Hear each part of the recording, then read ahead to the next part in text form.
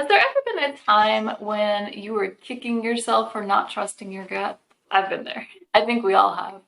But if you think about it, on the contrary, there are very few times when you're like, man, I should not have trusted my gut, like that led me down the wrong path. It's interesting how we can have so many reminders in our lives that our gut instincts or our intuition are spot on, but yet we don't always trust them.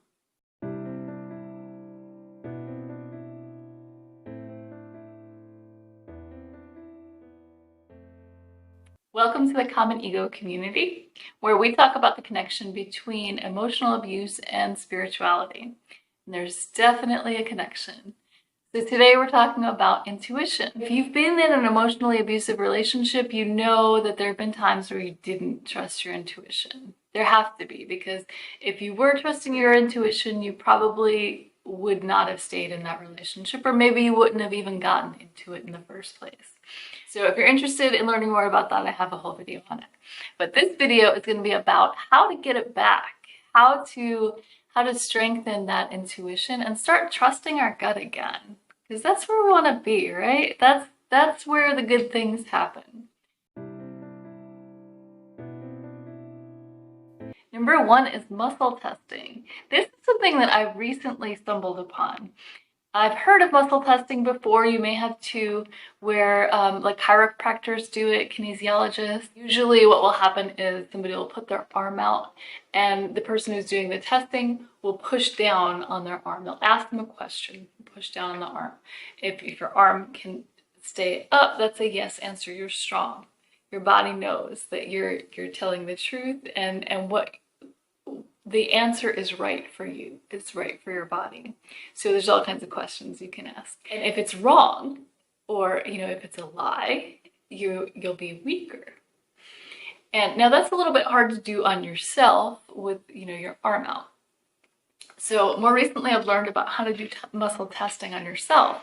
And I didn't think it would work on me, but it does. It does actually work. You may have to kind of reset your mind, just sit back and kind of try to clear your mind before you think of a question.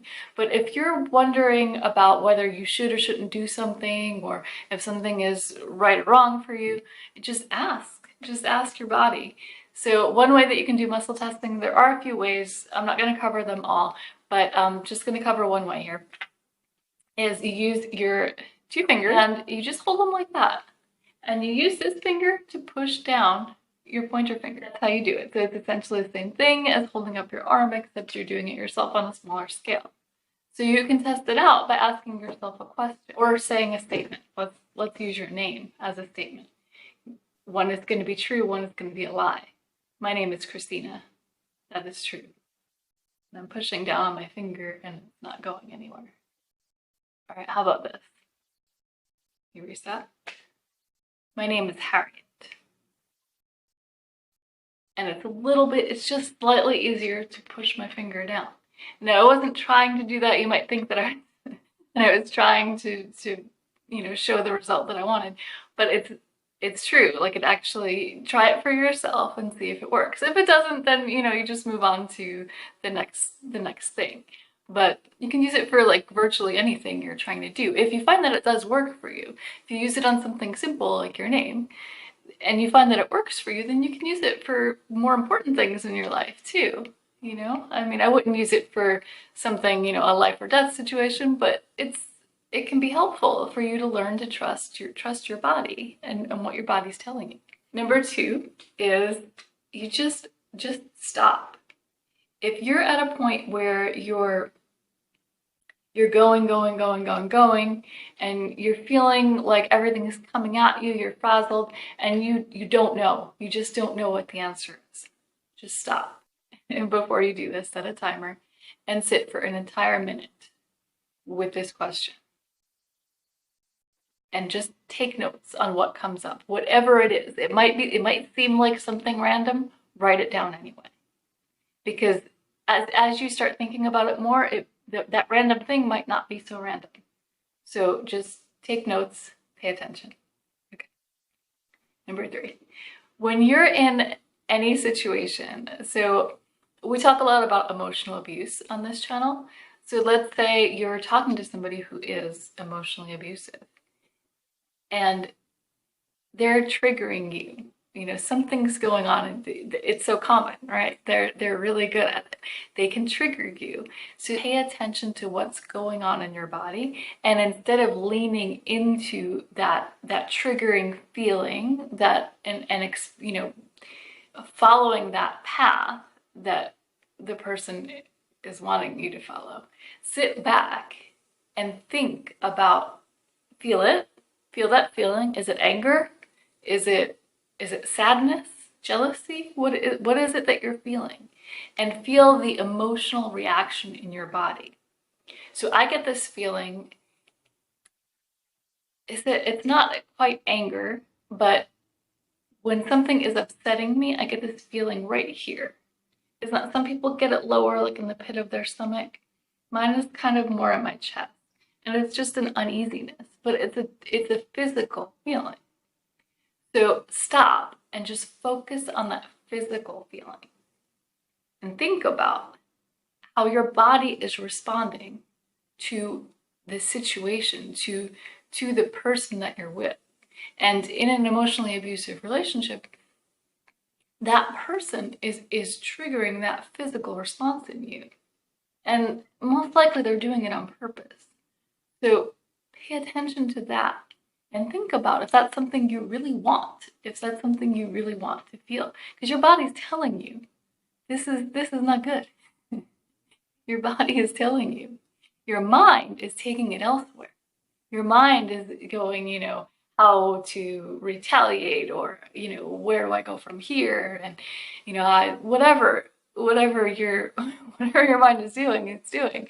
But your body is saying, no, this isn't good. So start listening to that. Start paying attention to that. Number 4 is meditating. And meditation doesn't have to be a difficult thing. It's not, actually.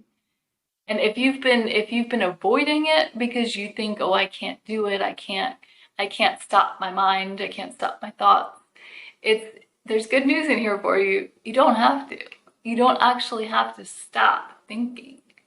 What you have to do is not follow your thoughts when you meditate. So you can sit in a quiet space and just try to clear your mind. Some people like to focus on, you know, like a candle flame or a spot on the wall or your breath. Put all your focus into that. And still, thoughts will come in, but don't follow them.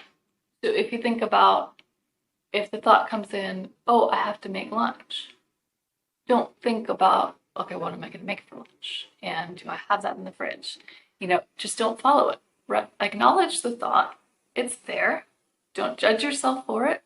It's okay. It's natural. We're all human. We all have thoughts. And we can't really stop them. But just acknowledge it. There it is. Don't follow it. And try to get back to whatever focus you had.